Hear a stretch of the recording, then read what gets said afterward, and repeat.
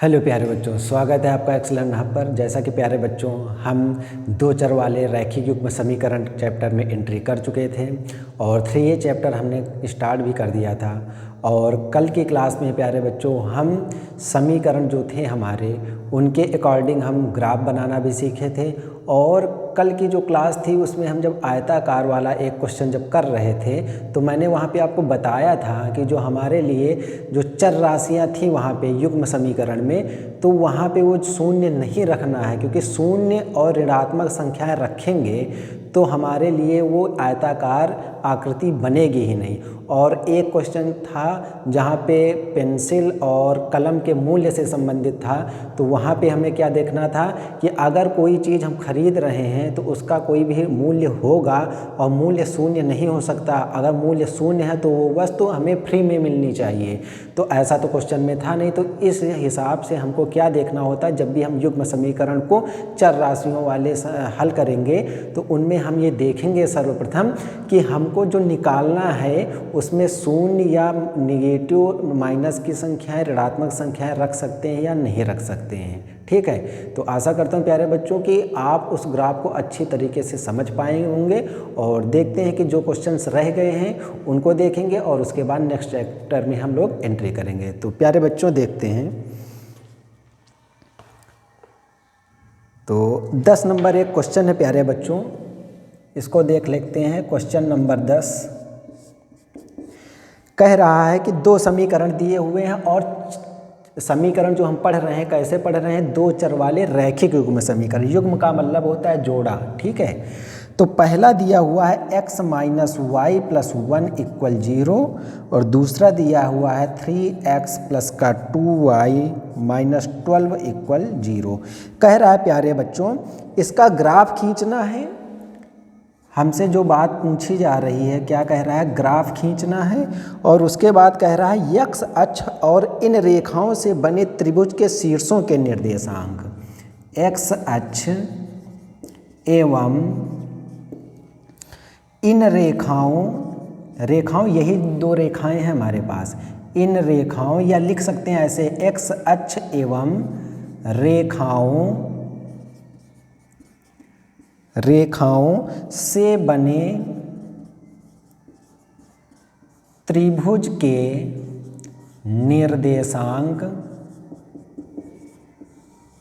निर्देशांक और छायांकित भाग पूछ रहा है।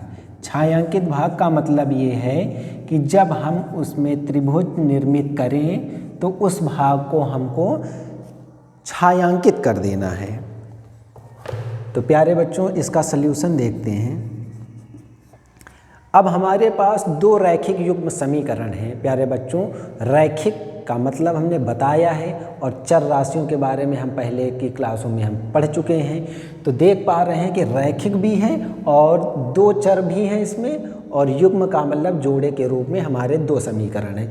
तो कह रहा है x अक्ष। तो प्यारे बच्चों जब हम वास्तविक संख्याएं पढ़ रहे थे तो मैंने आपको वहाँ पे कुछ पॉइंट्स लिखवाए थे, शायद वहाँ पे लिखवाया था कि x नहीं, जब निर्देशांक के बारे में हम चतुर्थांश के बारे में कुछ सीखे थे तो वहाँ पे हमने आपको बताया था कि x अक्ष का समीकरण y बराबर 0 और y अक्ष का समीकरण x बराबर 0 होता है।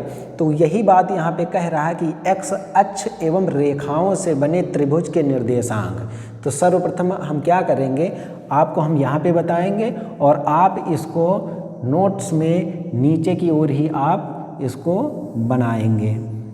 तो हम देख पा रहे हैं सबसे पहले हमारे पास ये एक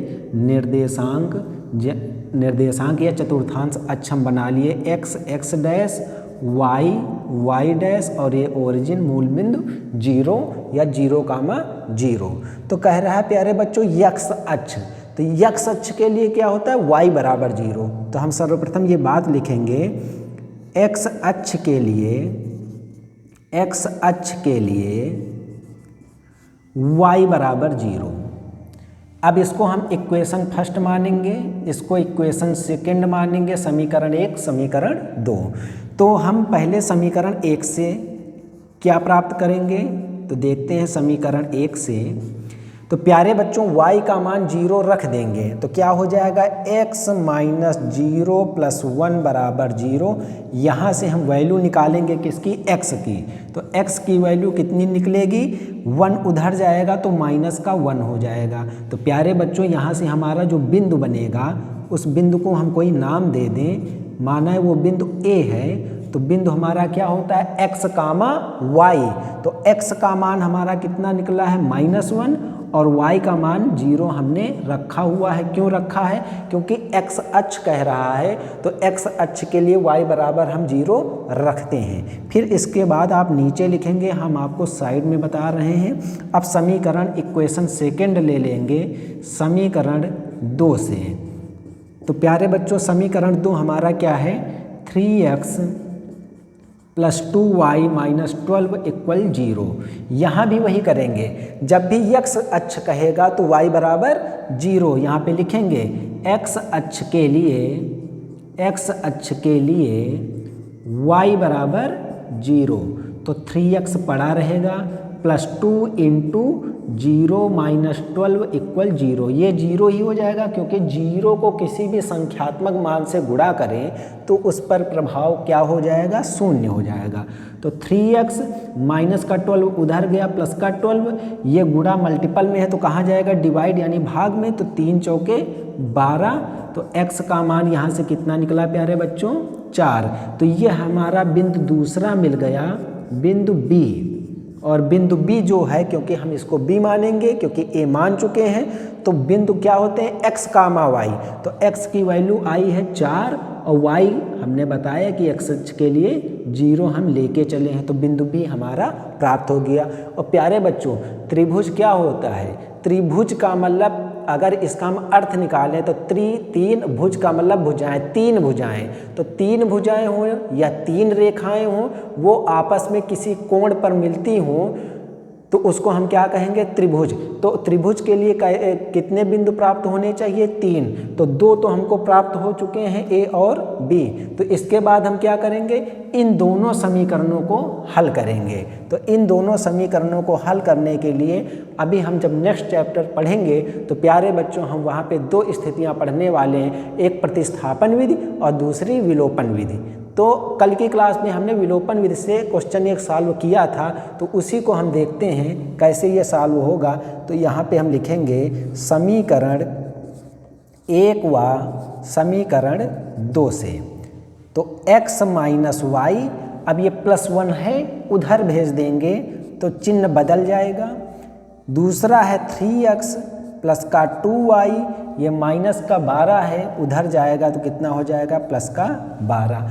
अब इसमें क्या देखते हैं कि अगर हमको x और y की वैल्यू अगर हमको निकालना है तो सर्वप्रथम हम क्या करेंगे, इनके गुणांक, किसी एक चर राशि के गुणांक को हम समान कर लें। तो हम देख पा रहे हैं कि ये माइनस का y है, ये प्लस का y है, तो ये हमारा घट सकता है, लेकिन यहाँ गुणांक 2 है, यहाँ गुणांक 1 है। तो क्या करें, इसको हम 2 से गुणा कर दें और यहाँ गुणांक 1 से गुणा करने पर कोई फर्क नहीं पड़ेगा।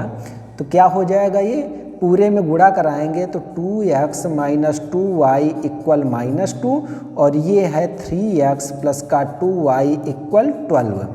अब इसमें हम देखेंगे तो plus 2y minus 2y cancel हो जाएगा, 3x प्लस 2x जुड़ेगा तो कितना हो जाएगा 5x, और ये प्लस का 12 में 2 घटेगा तो 10, और ये गुणा में है तो भाग में जाएगा तो 5 का डबल बार अगर गुणा करेंगे तो 10 हो जाएगा। x की वैल्यू 2 आ गई। अब इस x का मान हम किसी एक समीकरण में रख के y का मान निकाल लें। तो x बराबर 2 समीकरण 1 में ही रख दो, समीकरण 1 में रखने पर तो रखो तो x का मान 2 माइनस वाई और प्लस का 1 बराबर 0। तो अब देख पा रहे हैं ये माइनस का y है हमारे पास, इसको उधर भेज देंगे तो प्लस का y हो जाएगा और 2 और 1 3 हो जाएगा। तो एक बिंदु यहाँ से हमारा प्राप्त हुआ और उस बिंदु को हम नाम दे देंगे बिंदु C, और मान क्या होता है x कामा y। तो x की वैल्यू है 2 और y की वैल्यू है 3। तो प्यारे बच्चों हमको 3 बिंदु प्राप्त हो गए, बिंदु ए, बिंदु बी और बिंदु सी, और हम कह सकते हैं कि अब हमारा त्रिभुज निर्मित हो सकता है। तो इसके बाद हम यहाँ पे आपको दिखाएंगे, ये 1 हो गया, ये 2 हो गया, ये 3 हो गया, ये 4 हो गया, ये 5 हो गया। क्यों? क्योंकि हमको अधिकतम कहाँ तक पहुँचना है? 4। हमारे पास जो भी मान है अधिकतम में, अगर तीनों पॉइंट्स को हम देखें तो उसमें हमको अधिकतम मान कौन सा है? 4। तो हम इस हिसाब से पैमाना मानेंगे कि 1 2 3 4 5 सामान्यता यही मानेंगे।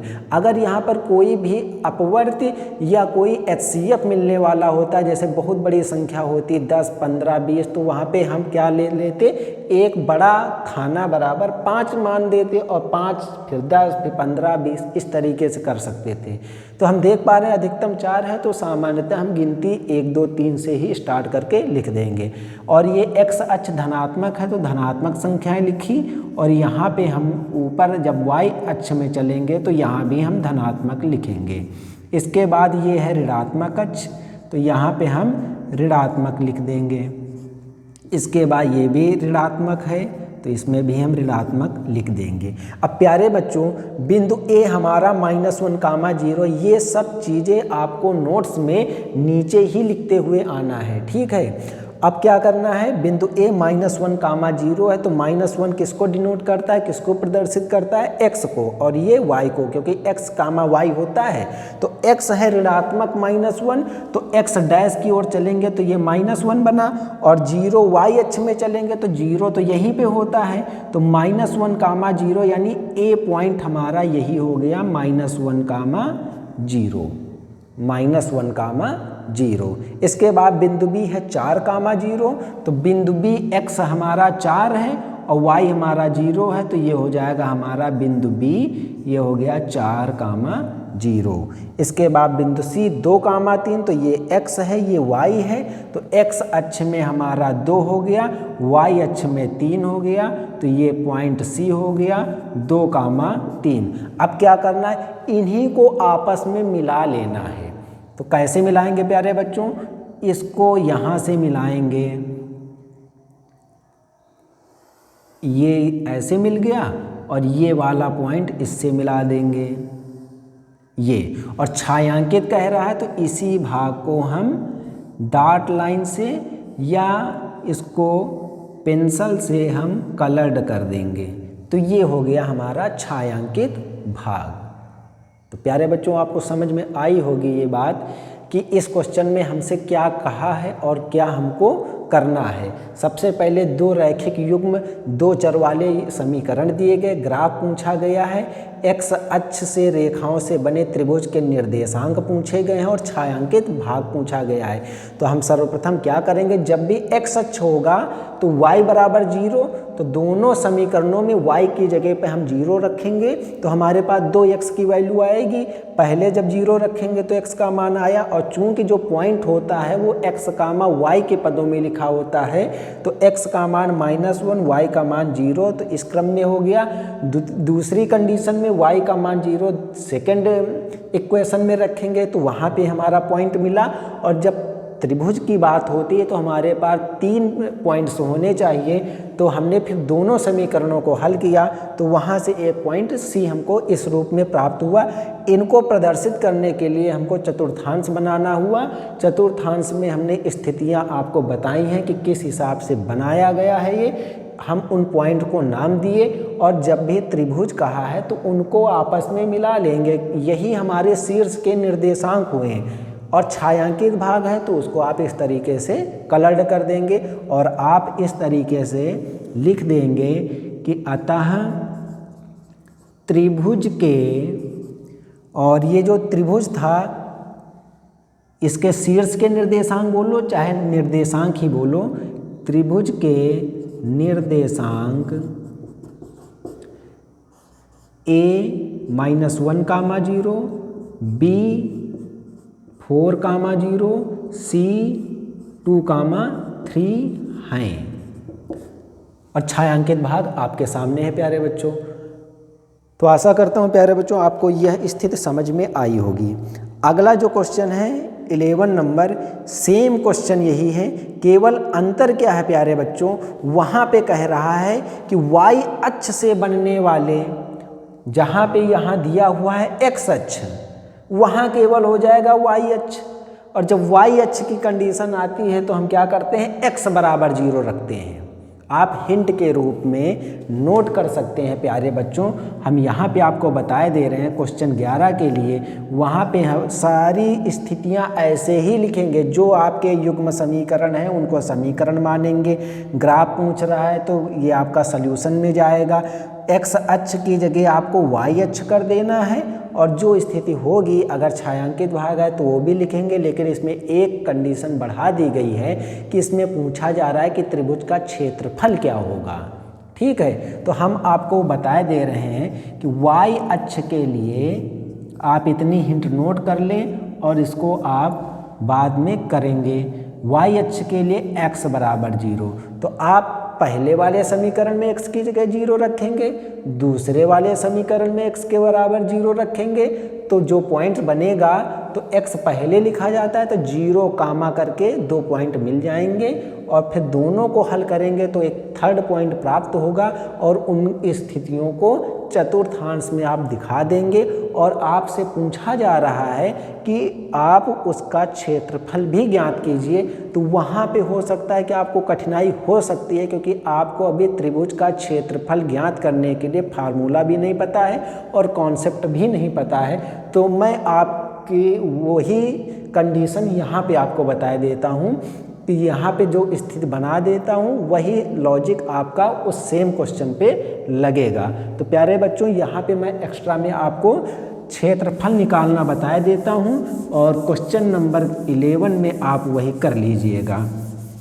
तो देखते हैं,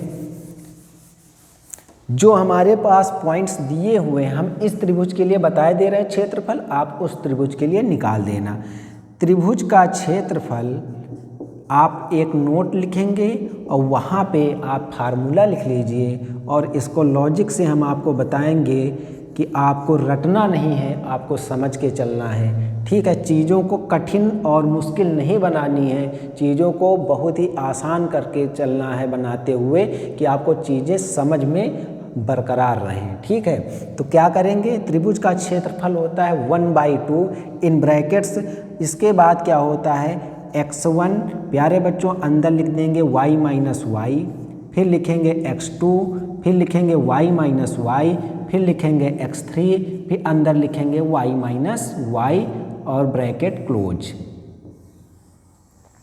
फिर से हम समझेंगे त्रिभुज का क्षेत्रफल क्या होता है, एरिया ऑफ ट्रायंगल, हाफ बोले या 1/2 इन ब्रैकेट्स x1, उसके बाद ब्रैकेट में y minus y plus x2 y minus y plus x3 y minus y. अब बच्चों के मन में आ रहा होगा कि सर y माइनस वाई तो ये 0 हो जाएगा। नहीं, हम आपको ट्रिक से याद करा रहे हैं। Half x1 y minus y plus x2 y minus y plus x3 y minus y. और अब लॉजिक क्या लगेगा, 23, 31, 12, ये लॉजिक आप याद रखिएगा। अब इसी में वैल्यू पुट कर देंगे, तो हम इसके अकॉर्डिंग बताए दे रहे हैं। जो हमारा ए शीर्ष था इसके निर्देशांक -1, बी पॉइंट जो था 4, और सी पॉइंट जो हमारा था उसके निर्देशांक 2, 3 हैं। तो अब इसको हम x1 y1 मानेंगे, x2 y2 मानेंगे, x3 y3 मानेंगे। अगर ये सिंगल पॉइंट्स होता प्यारे बच्चों तो ये x, y था, क्योंकि कई पॉइंट हैं और कई पॉइंट में हम देख रहे हैं 3 पॉइंट हैं, तो हम उनका नामकरण कैसे करेंगे, पहले में x1 y1, दूसरे में x2 y2 और थर्ड में x3 y3। अब यही वैल्यू यहाँ पे पुट करेंगे तो हो जाएगा हाफ x1 की वैल्यू -1, अब y2 का मान देख रहे हैं 0 और माइनस y3 का मान 3 हो गया, प्लस x2 का मान, तो x2 का मान प्लस का 4 ही है, y3 का मान 3 है, y1 का मान 0 है, और x3 का मान, तो x3 का मान हमारे पास प्यारे बच्चों प्लस का 2 है, और y1 का मान 0 है, और y2 का मान भी 0 ही है। ठीक है, तो अब हम इसको सॉल्व करेंगे तो ये आ जाएगा जीरो में 3 घटाएं तो हमने घटाने के लिए आपको बहुत ही अच्छी बात बता चुके हैं पहले भी कि जो भी पद बड़ा होगा उसके आगे का चिन्ह लगाएंगे। 0 और 3 में कौन बड़ा है? 3, तो 3 के आगे वाला चिन्ह लगेगा और 0 घटाओ या जोड़ो तो उसका कोई भी फर्क नहीं पड़ता है। तो -3 का मल्टीपल करेंगे -1 में तो माइनस माइनस प्लस और 3। और साधारण शब्दों में आपको मैं बता दूं कि गुणा में क्या होता है कि जब भी चिन्ह समान होते हैं तो उनमें क्या होता है, वो चिन्ह परिवर्तित हो जाते हैं। अगर समान है माइनस माइनस है तो प्लस ही होगा, प्लस और प्लस है तो प्लस ही रहेगा, तो 3 हो जाएगा। और 0 का कोई मतलब नहीं, 4 का मल्टीपल 3 में तो 4 × 12 हुआ। और 0 का किसी में जुड़ाव हो घटाव हो तो मान 0 होता है और मल्टीपल में कोई भी संख्यात्मक मान हो तो मान उसका 0 ही प्राप्त होता है। तो प्यारे बच्चों यहाँ से मान आ गया 12 में 3 जोड़े 15, 15 एकम 15, 15/2 करेंगे तो ये वैल्यू आएगी। अब इसको हम डिवाइड कर दें, आपको और अच्छी बात हम यहाँ से बता रहे हैं कि सही बटे में कैसे लिखा जाता है। तो 2 से आपको 15 में डिवाइड कराना है तो 2 का टेबल पढ़ें कि 15 से आगे ना जाए। तो 2 × 7 = 14 या 2 × 7 = 14, 1 बच गया। तो अब इसको कैसे लिखते हैं, आप यहाँ पे लिखेंगे जो भागफल होता है उसको यहाँ लिखेंगे, जिससे भाग करा रहे हैं उसको यहाँ लिखेंगे और जो शेष फल बचता है उसको यहाँ लिखेंगे और हल करेंगे। 2 × 7 = 14, 1 15/2 और जो भी हमारा मान प्राप्त होगा क्षेत्रफल में वो हम लिखते हैं वर्ग इकाई में। इकाई क्यों? क्योंकि यहाँ पे जो मान दिया हुआ ना सेंटीमीटर में, ना मीटर में, ना किलोमीटर में कुछ नहीं दिया है, तो इकाई ले लेंगे। और जब भी क्षेत्रफल एरिया की बात होगी तो वहाँ पे हम वर्ग इकाई ही लिखते हैं। तो प्यारे बच्चों, आशा करता हूँ आपको ये लॉजिक समझ में आया होगा। और नेक्स्ट जो आपका 11 नंबर क्वेश्चन है, चीज़ें वही होंगी, केवल आपका चेंज किस में हुआ है, एक्स अक्ष की जगह वाई अक्ष हो गया है। बाकी वहाँ पे एक्स्ट्रा में पूछा गया है कि उस त्रिभुज का क्षेत्रफल निकालिए। एरिया ऑफ ट्रायंगल निकालना है, तो एरिया ऑफ ट्रायंगल के लिए आपको मैंने यहीं पे चीज़ें स्पष्ट कर दी हैं। तो 11 नंबर आपका क्वेश्चन हो जाएगा।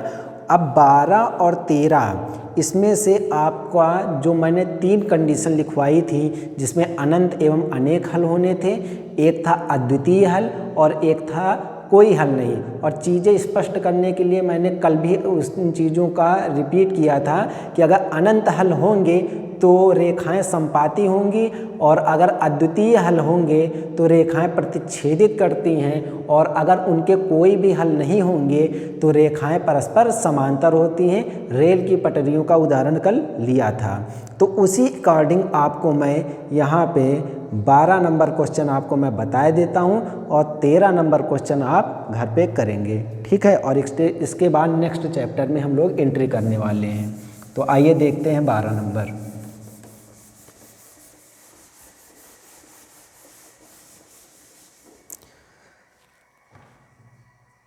तो 12 नंबर क्वेश्चन है आपका, कह रहा है प्यारे बच्चों कि के किस मान के लिए निम्न रैखिक समीकरणों के युग्म का कोई हल नहीं है। तो आपको क्वेश्चन दिया हुआ है 3x + y = 1, ये पहला आपका 2 चर वाला रैखिक युग्म समीकरण है। दूसरा दिया हुआ है 2k - 1 × x + k - 1 × y = k + 1 और कह रहा है k का मान बताइए कि इस समीकरण युग्म का कोई हल ना हो। तो हम सल्यूशन में ये बात आपको स्पष्ट कर देते हैं। अब आपको हमने पहले ही बता दिया है, जब भी आपको 2 चर के बात की जाए तो आप उनको समीकरण में व्यक्त कर लीजिएगा। कैसे निकालेंगे? सब कुछ एक तरफ कर लेंगे, +1 उधर है, -1 हो जाएगा, तो उधर क्या बचा 0। ये इक्वेशन फर्स्ट हो गई आपकी। यहाँ से क्या हो जाएगा 2k - 1 × x + k - 1 × y, और ये दोनों प्लस के हैं, इधर आएंगे तो दोनों माइनस के हो जाएंगे, तो हम माइनस कॉमन कर लेंगे तो अंदर दोनों प्लस के ही बने रहेंगे = 0। ये इक्वेशन सेकेंड हो गई। प्यारे बच्चों, आपको भ्रमित करने के लिए कभी कभी ऐसा भी हो सकता है कि y का पद पहले लिखा हो, x का बाद को लिखा हो, अचर पद कहीं भी लिखा हो, तो आपको घबराना नहीं, आपको पहले क्रम से लिखना है x y फिर अचर पद, ठीक है। और कोई हल नहीं के लिए हम क्या जानते हैं, कोई हल ना होने की शर्त मैंने क्या बताई थी आपको, A1 अपान A2 इक्वल B1 अपान B2 और does not equal C1 upon C2, ये हमने बताई थी शर्त आपको, कोई हल ना हो। तो A1 क्या है, x का गुणांक, B1 कितना है, y का गुणांक, ये C1 हो गया, यहाँ से ये x का गुणांक A2, ये B2 और ये C2, वैल्यू यहाँ पे पुट कर देंगे तो A1 का मान 3, A2 का मान आएगा 2k माइनस 1, B1 की वैल्यू y का गुणांक चिन्ह सहित तो धनात्मक है तो प्लस का 1, और यहाँ पे B2 की वैल्यू कितनी है k माइनस 1, और डज नॉट इक्वल C1 की वैल्यू है minus 1 upon minus 2k plus 1। आप माइनस माइनस को कैंसिल आउट भी कर सकते हैं। इसके बाद हम यहाँ पे आपको बताए दे रहे हैं कितना हो जाएगा, 3 अपान 2k माइनस 1 इक्वल 1 अपान k माइनस 1। प्यारे बच्चों, अगर यहाँ 2 ना होता तो सेम चीज़ हो जाती, इक्वल लगा है तो दोनों तरफ अगर समान हर या समान अंश होते तो वो कैंसिल हो जाते, लेकिन देख रहे हैं यहाँ 2k माइनस 1 है, यहाँ k माइनस 1 है। ऐसा भी मत कर देना कि k माइनस 1 से काट दो, 2 पड़ा रहे, नहीं, क्यों, क्योंकि ये 2 पूरे में कॉमन नहीं है। ये देख रहे हैं 2 का गुणा केवल k में है, तो इसके लिए क्या करेंगे, तिर्यक गुणा कर देंगे, k का यहाँ पे गुणा करेंगे तो 3k हो जाएगा, माइनस लगाएं, माइनस लगाएंगे, 3 का गुणा 1 में, 3 1 जा 3 इक्वल 1 से किसी भी चीज़ में हम गुणा कराएंगे तो वही संख्यात्मक मान प्राप्त होता है, तो 2k माइनस 1 हुआ। अब वैल्यू हमको निकालनी है यहाँ पर किसकी, k की वैल्यू निकालनी है, यहाँ पे लिख देंगे k का मान पूछा गया है। तो k वाले पदों को एक तरफ, तो 3k माइनस 2k उधर है माइनस 1, माइनस 3 उधर जाएगा प्लस का 3, 3k में 2k गया तो 1k, 1k का मतलब k ही होता है, और 3 में 1 घटाएंगे तो 2 आ जाएगा। तो प्यारे बच्चों, इसमें मान k का क्या आएगा, 2 आ जाएगा। तो 13 नंबर आप करेंगे प्यारे बच्चों।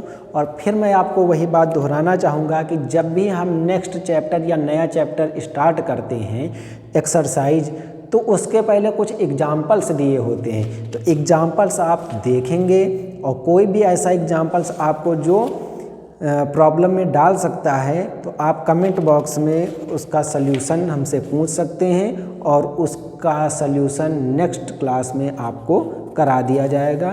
तो हम देखते हैं प्यारे बच्चों इसी क्रम में बढ़ते हुए नेक्स्ट चैप्टर 3B। तो चलिए स्टार्ट करते हैं 3B चैप्टर।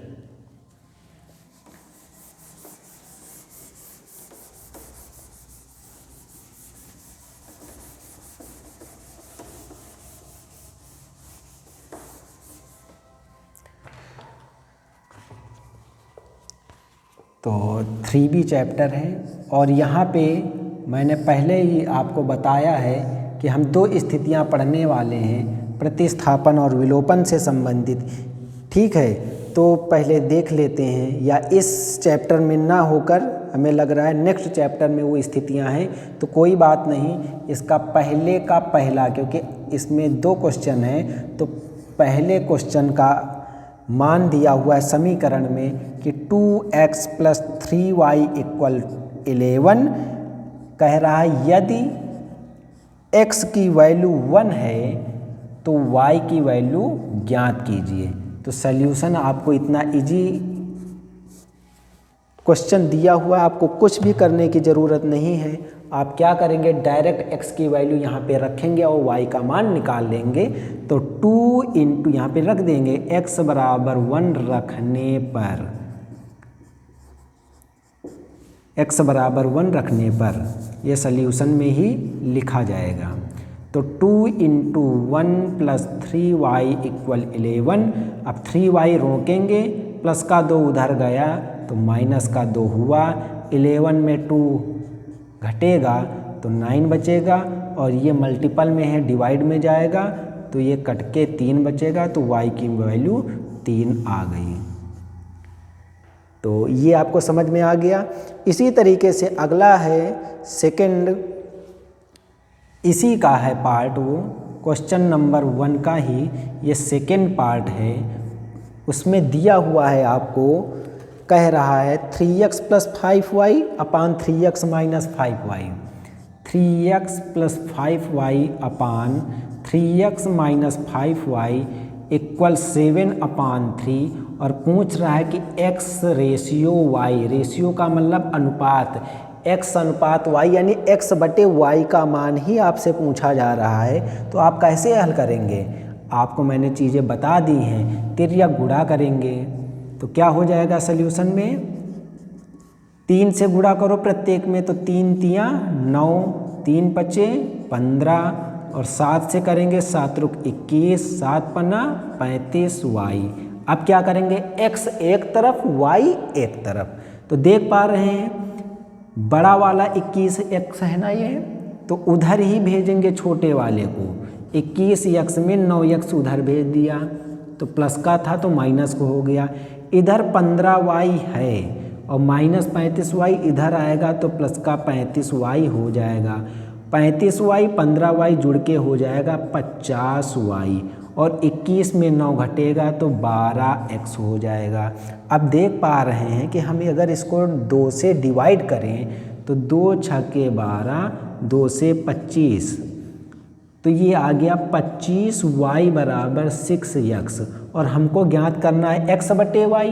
तो क्या करेंगे यहाँ से, ये y भाग में, वो गुणा में है तो भाग में जाएगा तो x/y हो जाएगा उधर, देखो ये y गुणा में है भाग में जाएगा और ये 6 गुणा में है तो भाग में आ जाएगा तो 25/6, यानी हम इसको लिख सकते हैं, बटे को ही अनुपात बोलते हैं तो x अनुपात y = 25/6। तो ये हो गया आपका आंसर 25/6। और प्यारे बच्चों इसी तरीके से आगे दिया हुआ है, हल कीजिए 2x + 3y = 7 और y + 3 = 0। तो उसके लिए हम देखो क्या करेंगे, आपको थोड़ी सी हिंट दे देता हूँ। क्वेश्चन नंबर 2 है, कह रहा है 2x + 3y = 7, y + 3 = 0। तो आपको घबराने की ज़रूरत नहीं है, ये y + 3 है, +3 उधर भेज देंगे तो y = -3 और y का मान -3 यहाँ पे रख देंगे तो x की वैल्यू आपको निकालने में कोई भी दिक्कत नहीं होगी। इसी तरीके से प्यारे बच्चों 3rd नंबर एक क्वेश्चन है, ये आपको मैं हिंट में दे रहा हूँ, आप इनको कर सकते हैं। 1/x + 5/y = 3 कह रहा है x = 2 तो y की वैल्यू बतानी है। तो क्या करेंगे, x की जगह हम 2 रखेंगे, इसका सल्यूशन आप देख ही लें।